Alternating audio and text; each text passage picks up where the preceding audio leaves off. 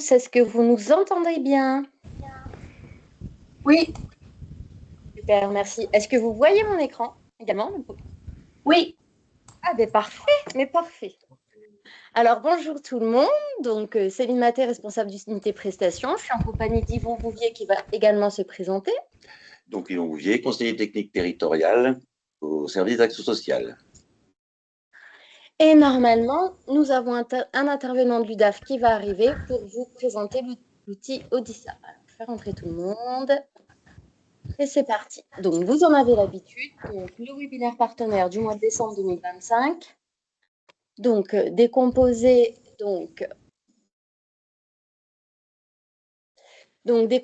sur les actualités réglementaires, le Zoom sur le renouvellement annuel des droits 2026. Ensuite, Yvon vous présentera l'appel à projet 2026 et l'UDAF vous présentera l'outil Odyssey.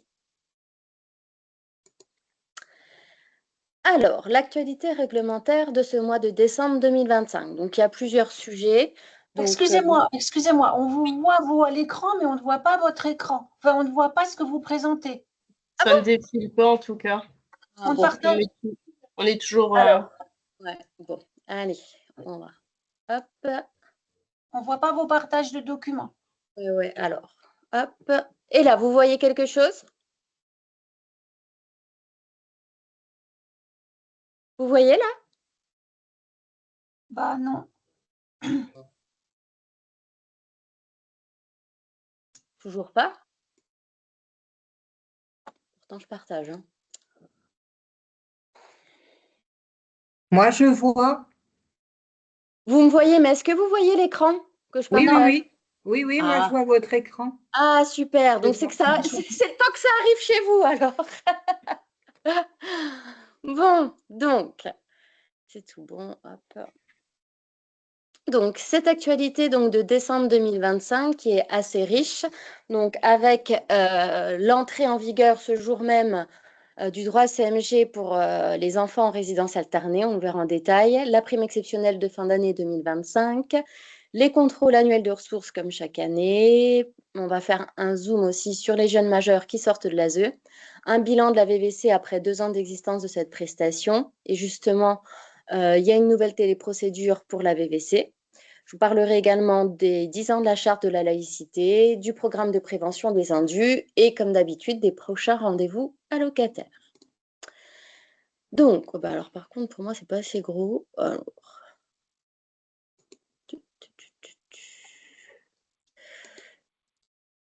Voilà.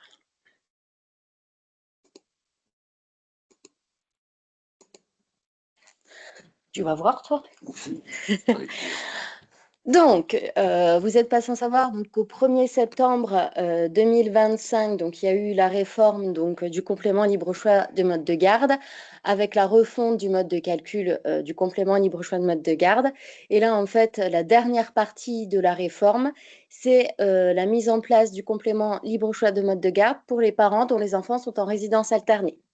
Et ça leur permettra de bénéficier indépendamment de cette prestation, puisque jusqu'à présent, seules les allocations familiales pouvaient être partagées et seul un des deux parents pouvait avoir la totalité des autres prestations.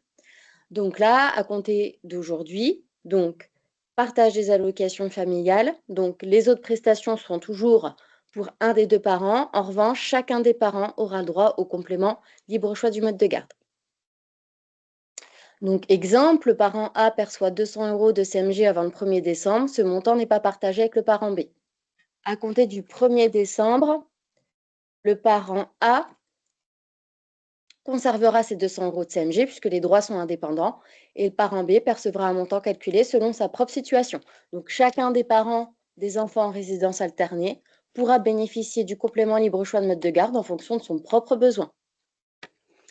Donc, la résidence alternée des enfants doit être effective, c'est-à-dire qu'un simple droit de visite ou d'hébergement ne suffit pas. Chaque parent doit employer directement un assistant maternel ou agréé ou une garde d'enfants à domicile. Donc, vraiment, c'est vraiment que pour le complément libre choix mode de garde direct. Ça ne vaut pas pour les structures. Donc, il n'y aura pas de partage du CMG structure en cas de résidence alternée. C'est bien le complément libre choix de mode de garde direct. Donc, soit nounou, soit garde à domicile. Donc ça, c'est dès aujourd'hui. Ensuite, donc, comme chaque fin d'année, la prime exceptionnelle dite de fin d'année, qui n'est plus vraiment exceptionnelle, dite prime de Noël RSA. Donc, elle est bien reconduite au titre de cette année. Donc, elle est ouverte aux bénéficiaires de revenus de solidarité active avec un droit supérieur à 0. Donc, pour rappel, en 2024, près de 4 000 allocataires au Marnais ont bénéficié de cette prime. Le montant de la prime était de 152,45 € pour une personne seule. Ensuite, le montant forfaitaire, en fait, il varie en fonction du nombre de personnes à charge, donc 228,67 € pour 2 personnes, 274,41 € pour 3 personnes. Donc là, le versement interviendra le 16 décembre 2025. Donc les allocataires n'ont aucune démarche à faire de leur part à partir du moment qu'ils sont bénéficiaires de RSA au titre du mois de novembre ou du mois de décembre. La prime de Noël sera versée en fonction de la composition familiale. Donc, comme chaque année également, donc au mois de novembre, nous lançons nos contrôles annuels de ressources. Qu'est-ce qu'un contrôle annuel de ressources? En fait, on vérifie la cohérence entre les ressources qu'on a récupérées auprès de l'administration fiscale et la situation professionnelle que l'on connaît, mais également les ressources qui ont été déclarées dans les déclarations trimestrielles, que ce soit de RSA, de prime d'activité ou d'allocation aux adultes handicapés. Donc là, en cette année 2025, 700 contrôles sont lancés. Donc, les allocataires concernés vont recevoir un questionnaire à compléter et à retourner à la CAF dans les meilleurs délais pour éviter une suspension de leurs droits. Donc, il est à noter que, en fait, les contrôles, ça peut effectivement aboutir à des trop-perçus, mais ça aboutit également parfois à des rappels ou à l'ouverture de nouveaux droits.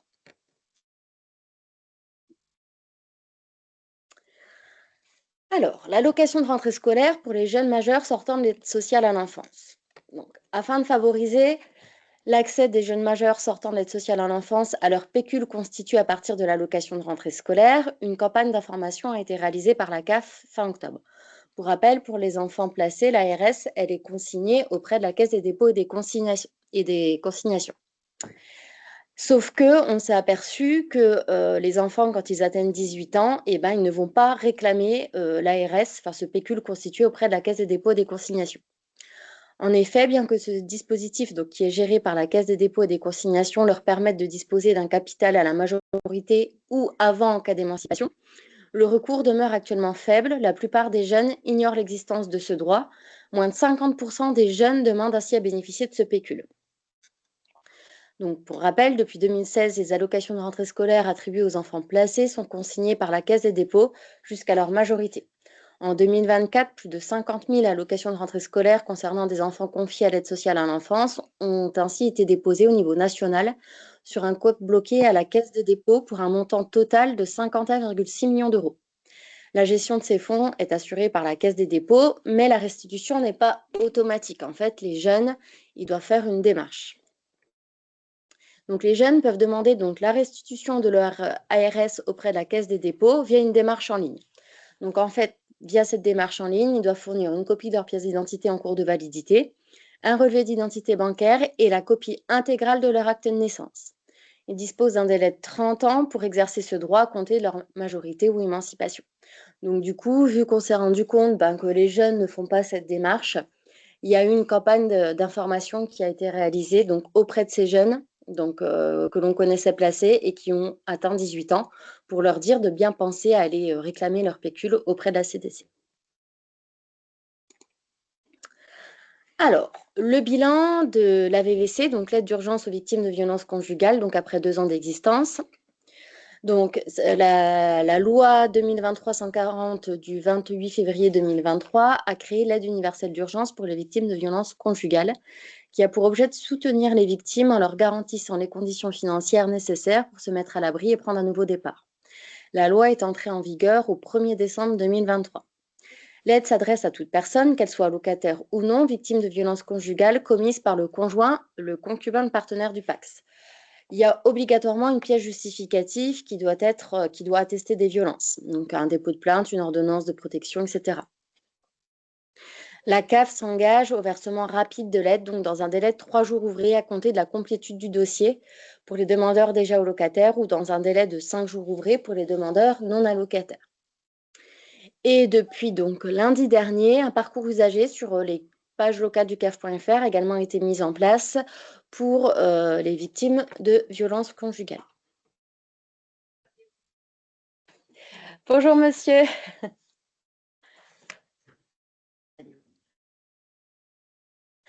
Donc, le bilan chiffré, donc après 2 ans. Donc, il y a 177 aides d'urgence aux victimes de violences conjugales qui ont été versées dans le département.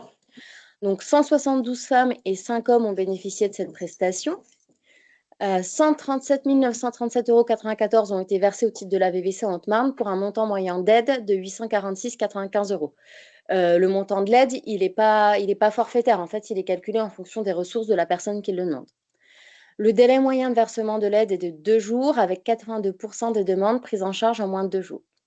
Le quotient familial moyen des bénéficiaires est de 616 €. L'âge moyen des bénéficiaires est de 38 ans.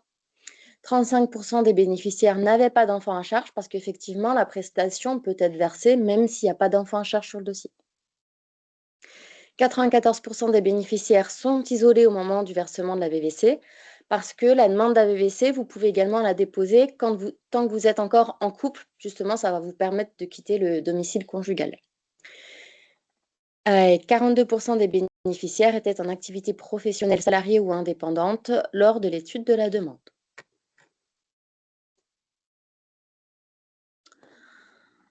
Donc, à compter du mois de décembre, donc en fait à compter d'aujourd'hui, pour simplifier les démarches des victimes de violences conjugales, une téléprocédure est disponible sur le site caf.fr pour demander l'aide d'urgence aux victimes de violences conjugales. Cette nouvelle téléprocédure se déroule en 5 étapes. La durée de la démarche est estimée entre 10 et 15 minutes.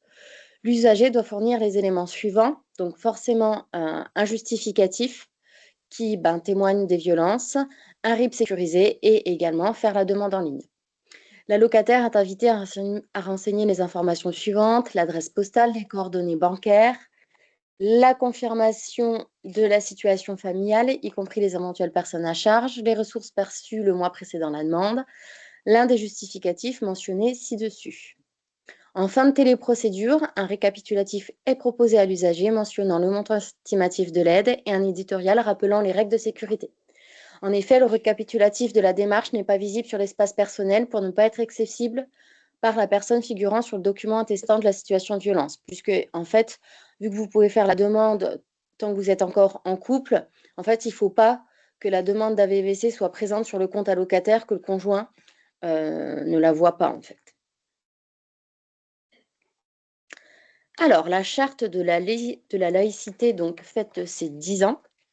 Donc, la laïcité est l'un des principes fondateurs qui guide l'action de la CAF. Donc, la charte de la laïcité signée par la CAF de la Haute-Marne en 2015 est un document comprenant 9 articles destinés à promouvoir le bien vivre ensemble. En tant qu'organisme chargé d'une mission de service public, la CAF doit en effet veiller au respect de la laïcité et des valeurs de la République dans ses services et équipements qu'elle finance.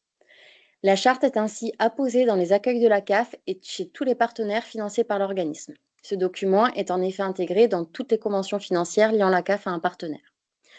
Donc là, pour ces 10 ans, la charte s'offre une nouvelle identité visuelle avec l'intégration d'éléments symboliques comme l'arbre de la laïcité, la cocarde républicaine, l'oiseau en vol et des personnes en lien. Cette nouvelle charte a été présentée aux partenaires lors des webinaires Relais Petite Enfance et Accueil de loisirs sans hébergement de novembre 2025.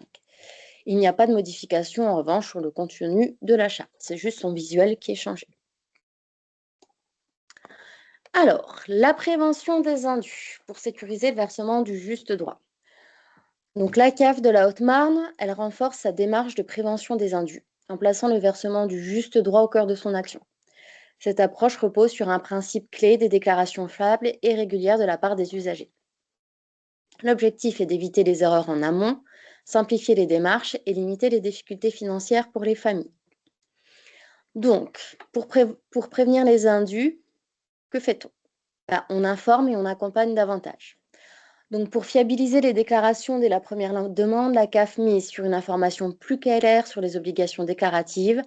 Des campagnes mail sont adressées tous les trimestres sur des ciblages d'usagers. Départ potentiel à l'étranger, suspicion de vie maritale, concubinage et jeunes allocataires salariés.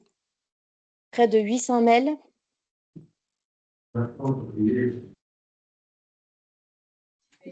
Plus de 800 mails ont été adressés cette année. Un accompagnement renforcé également lors des rendez-vous des droits. Donc, en fait, les allocataires sont reçus lors des rendez-vous des droits et effectivement, ils sont accompagnés dans leur démarche et les obligations déclaratives sont rappelées à l'allocataire. Une coopération étroite avec les partenaires pour repérer rapidement les situations sensibles, donc échange de données, notamment avec la DGFiP, l'URSSAF, la CEPAM, France Travail. Et donc là, depuis le mois de mars, la récupération automatique des ressources pour le RSA, la prime d'activité, auprès du dispositif de ressources mensualisées. La CAF développe également des solutions numériques plus performantes afin de sécuriser les parcours, donc des contrôles automatisés, des rappels personnalisés en cas de changement de situation par l'envoi de SMS et des fonctionnalités en ligne qui facilitent la vérification des données. Le droit à l'erreur permet également aux allocataires de corriger une déclaration inexacte faite de bonne foi sans pénalité.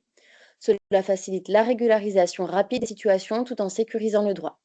L'usager a 30 jours à partir du moment où il est notifié d'un trop perçu pour faire valoir son droit à l'erreur.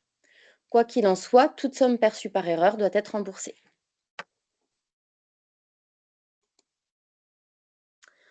Donc, l'objectif du droit à l'erreur, il est double. Donc, c'est encourager les allocataires dans leur démarche d'accès au droit. En effet, l'allocataire craint de se tromper, donc ne demande pas un droit.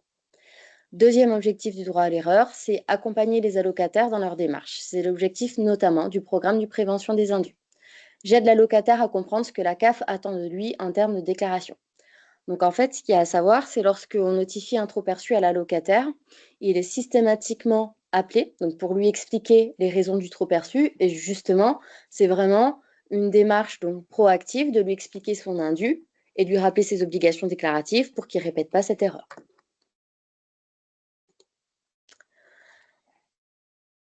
Donc, bon là c'est tout petit, personnellement je ne vois pas grand-chose. Donc en effet, si les informations du dossier de l'usager sont incomplètes, inexactes ou déclarées tardivement, les prestations peuvent être versées à tort. Dans ce cas, l'usager devra rembourser l'aide reçue en trop. Pour connaître les modalités de remboursement d'une dette, rendez-vous sur caf.fr, actualité, la CAF et vous, rembourser la CAF. Donc en fait, ce qu'il faut bien avoir en tête, c'est que tout changement dans la situation de l'allocataire a un impact immédiat sur ses droits. Donc l'idée, c'est que dès qu'il y a un changement dans sa situation, que ce soit familial, professionnel, un changement dans son adresse, un changement dans la situation de ses enfants, il doit se connecter sur son espace personnel et nous signaler le changement tout simplement. En fait. Il ne doit pas notamment attendre de faire la démarche déclaration trimestrielle de prime d'activité, déclaration trimestrielle de RSA pour nous signaler un changement. Il faut vraiment que l'allocataire ait l'habitude, j'ai un changement dans ma situation, je me connecte sur mon espace personnel et je le déclare. Donc, concrètement, comment ça se passe lorsque l'allocataire reçoit une notification d'indu? Donc, il dispose déjà d'un droit de rectification de 20 jours pour modifier les éléments qui ont servi au recalcul de ses prestations, s'il estime que les informations prises en compte sont incorrectes ou incomplètes. Il a la possibilité aussi de formuler à tout moment une demande de remise de dette en motivant sa demande sur les raisons qui l'empêchent de rembourser sa dette.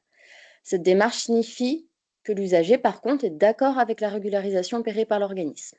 Et ensuite, troisième possibilité, contester la décision de la CAF. Par contre, une contestation, ça doit intervenir dans les 2 mois suivant la réception de la notification d'indu. Pour l'ensemble de ces possibilités, en fait, il convient soit, il fait la demande sur le caf.fr, rubrique mon compte, ou alors, il nous retourne, au dos de la notification d'indu, il y a tout un formulaire à compléter pour exercer soit le droit de rectification, la demande de remise de dette ou la rectification. En cas d'absence de réponse de notre part, donc c'est considéré comme un rejet de la demande de l'allocataire au bout d'1 mois pour le droit de rectification ou de 2 mois pour la contestation. Mais ils ont toujours une réponse, que ce soit pour la rectification ou la contestation. Donc, les prochains rendez-vous allocataires. Donc, café parents, la séparation, parlons-en, ce jeudi 4 décembre à 14h à la CAF de la Haute-Marne. Nous serons également présents au Forum des étudiants qui se tient ce vendredi, donc à Palestra de 9h à 20h. L'atelier collectif Futurs Parents, mardi prochain, le 9 décembre, dans les locaux du centre hospitalier de Saint-Dizier.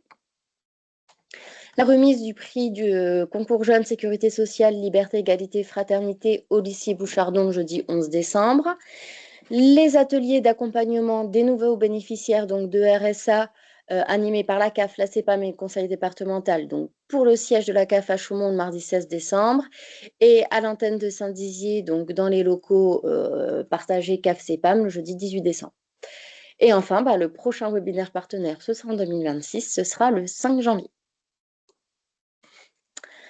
Ensuite, le zoom de ce webinaire, c'est sur la campagne de renouvellement des droits 2026.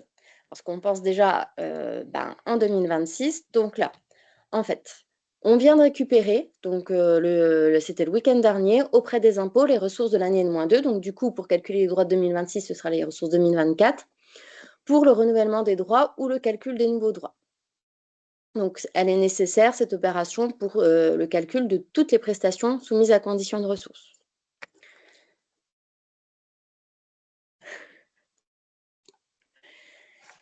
Également, la téléprocédure ESAT pour que les ESAT nous déclarent la rémunération garantie du mois de novembre.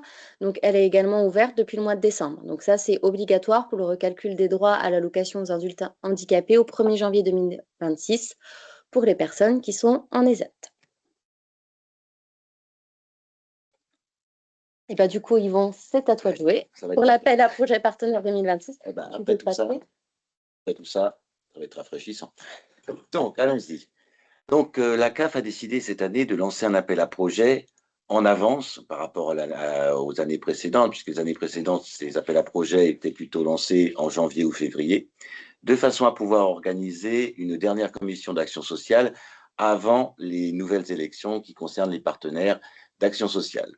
Donc, cet appel à projet s'adresse à toutes les structures associatives et collectivités locales du territoire de Haute-Marne et est disponible sur le caf.fr dans les pages locales, professionnelles et offres de services.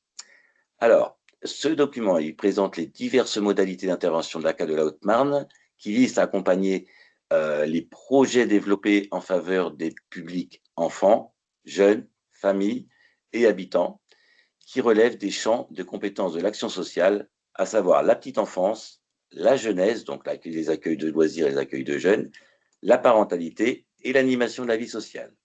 Alors, il y a une date limite de dépôt pour le 12 janvier 2026 pour une présentation justement en commission d'action sociale de février. Alors, le lancement de l'appel à projet a été présenté également lors des webinaires Relais Petite Enfance et ALSH du mois de novembre. Alors, comme vous le voyez, sur votre côté droit, oui, vous avez le texte de la demande de subvention et tout en bas, vous pouvez accéder donc au formulaire. Alors, les attentions particulières qui sont portées, c'est surtout tous les projets qui sont inscrits dans une convention territoriale. Oui. Oui, c'est le moment. Les projets relevant des orientations du schéma départemental de services aux familles, les projets favorisant l'itinérance et s'inscrivant dans une démarche de transition écologique et les projets innovants permettant de répondre à des besoins non couverts relevant des thématiques de la CAF. En ce qui concerne les thématiques, en petite enfance, donc les projets qui sont déposés doivent répondre aux objectifs, donc assurer le maintien des structures petite enfance sur le territoire, multi-accueil, micro-crèche, relais petite enfance, développer des actions favorisant l'attractivité des métiers de la petite enfance, engager les professionnels de la petite enfance dans l'inclusion des enfants porteurs de handicap, mettre en place une offre d'accueil ou de services itinérants, notamment dans les milieux ruraux et dans le domaine de la petite enfance, soutenir les actions innovantes dans ce même domaine et favoriser l'inclusion des jeunes enfants en situation de handicap. Pour la jeunesse, c'est bon. Ah, c'est bon. Donc, ce sont des projets qui pourraient faire évoluer l'offre d'accueil et d'accompagnement proposée aux adolescents, notamment les 12-17 ans, démocratiser l'accès des enfants et des jeunes aux loisirs éducatifs, soutenir l'engagement et les initiatives des jeunes, soutenir la démarche innovante concourant à l'éveil citoyen, artistique, culturel, scientifique et écologique. Alors, c'est soit l'un, soit l'autre, soit tous. C'est comme vous voulez. Là, il y a de quoi faire. et favoriser la compréhension des enfants et des jeunes des médias et de l'information et du numérique. En ce qui concerne l'animation de la vie sociale, comme j'ai vu qu'il y avait des centres sociaux qui étaient présents, donc améliorer la qualité des conditions d'accueil au sein des structures, centres sociaux et espaces de vie sociale par des projets dans le cadre de projets d'investissement, de travaux et d'acquisition de mobilier et matériel, et impulser des actions innovantes répondant à un besoin identifié et non inscrit dans le projet social financé via les prestations de services CNAF. C'est écrit petit quand même. En ce qui concerne la parentalité, c'est soutenir le développement des lieux d'accueil enfants-parents implantés dans des territoires en difficulté. Ah, c'est mieux. Aménagement, innovation des locaux, achat de petits matériels pédagogiques, avec une priorité donnée au LAEP mobile ou itinérant, et les projets spécifiques parentalité qui ne rentreraient pas dans le Fonds national parentalité, hors dossier sous la plateforme Elan, bien sûr. Donc, pour une synthèse, donc le public concerné, les associations et les collectivités locales de la Haute-Marne, pour soutenir des projets en faveur des enfants, des jeunes, des familles et des habitants. Vous trouverez tous les critères dans le cahier des charges.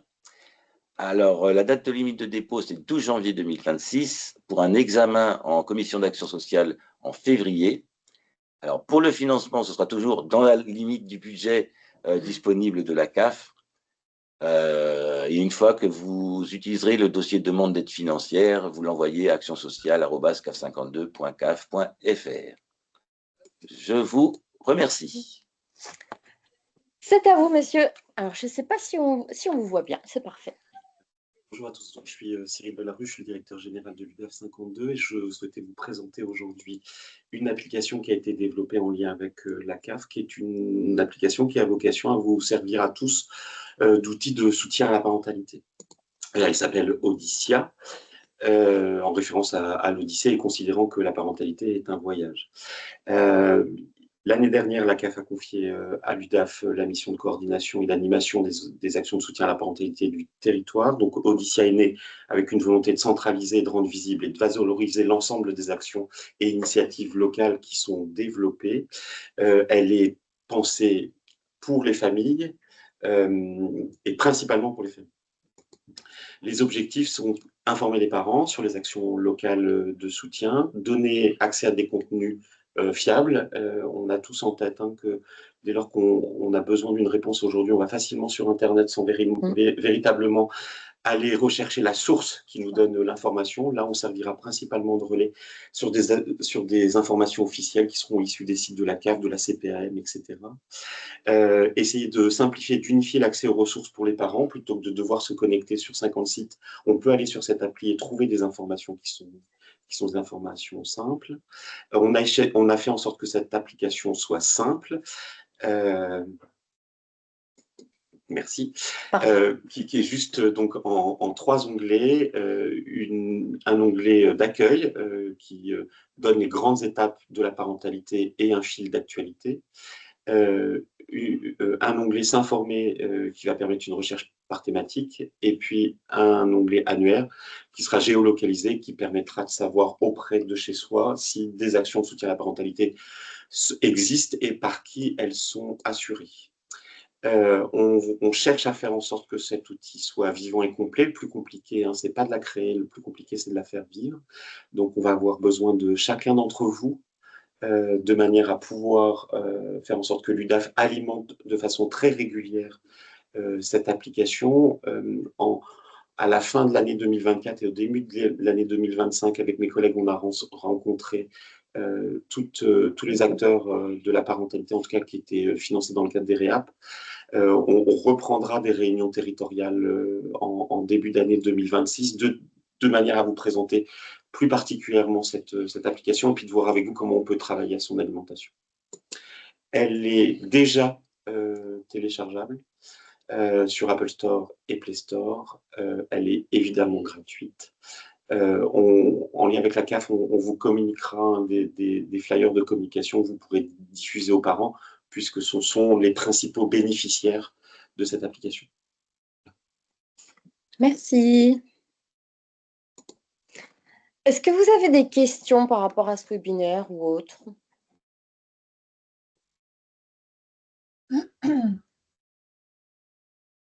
Bon. Donc, comme d'habitude, à l'issue du webinaire, vous aurez une enquête de satisfaction qui vous sera adressée par email. Donc, n'hésitez pas à y répondre. Oui, oui, je vous écoute. Juste une petite question. Je suis en train de regarder Audidia là, sur l'application pour le télécharger et je ne le trouve pas. Alors, moi, je l'ai. Apple ou Google? Google. Et ça me met que ce n'est pas disponible sur ma région. Ouais, la phase de test Google, alors autant chez Apple, ça a pris 2 jours, autant chez Google, il y a une phase de test avec un nombre minimal d'utilisateurs avant que ce soit validé. Mon informaticien m'a confirmé vendredi que la phase de test était terminée, que c'était téléchargeable. Je suis surpris que vous ne puissiez pas, mais je vais vérifier, je recommuniquerai à la CAF. C'est une question de jour, a priori. Oui, c'est peut-être même d'heures. D'accord. Okay. En tout cas, moi, je l'ai pour acheter un Apple. La conclusion, changer de téléphone. On vous communiquera, mais vraiment, c'est une question d'heure ou minimum, enfin, au maximum 2 jours. Ça marche. Si ça pouvait m'éviter de changer de téléphone, ouais, j'apprécierais. Sauf si je vous dis de m'envoyer la facture. Merci. Pas d'autres questions? Bah, écoutez, je vous souhaite à tous et toutes une excellente journée. Au Merci revoir. beaucoup. Au revoir. Merci beaucoup.